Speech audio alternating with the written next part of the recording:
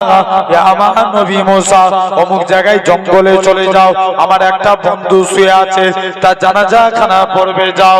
ও যুবকেরা, হযরতে মুসা নবী বনি ইসরাইলদের যুবকদের নিয়ে সাথে করে জঙ্গলের মধ্যে চলে গেলেন। বনি ইসরাইলদের লোকেরা যুবকের চেহারা খানা দেখে, নবী মুসাকে বলে, ওগো আল্লাহ পাকের নবী, এ হযরতে নবী মুসা এটা কেমন করে আল্লাহর বন্ধু হতে পারে? ই নাকি জিনা করেছিল, ই কেমন করে আল্লাহর বন্ধু হতে পারে?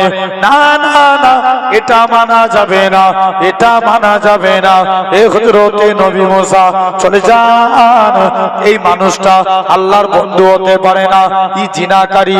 নবী মুসা আমার আল্লাহর কাছে কেঁদে কেঁদে ফরিয়াদ করেছিল, আল্লাহ পাক, আল্লাহ আপনি বলেন ই নাকি আপনার বন্ধু, আর বনি ইসরাইলদের লোকেরা বলে ই নাকি জিনাকারী।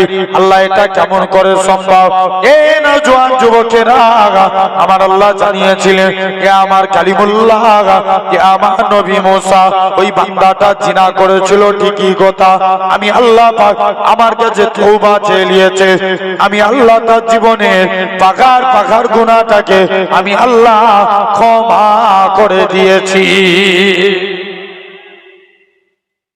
আমি আল্লাহ তার জীবনের পাহাড় পরিমাণ গুনাহকে আমি আল্লাহ মাফ করে দিয়েছি।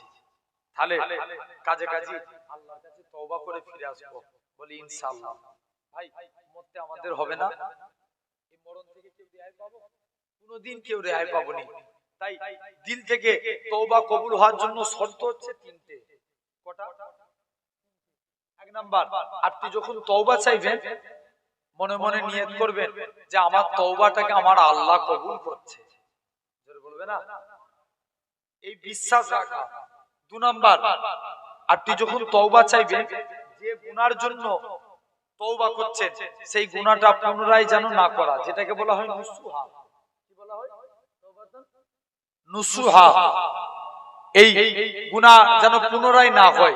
আর তিন নম্বর, তুমি নিজের মনকে ধিক্কার দাও, যে মনে মনে ভাবো আমার দ্বারা এত বড় গুনাহ হয়ে গেল।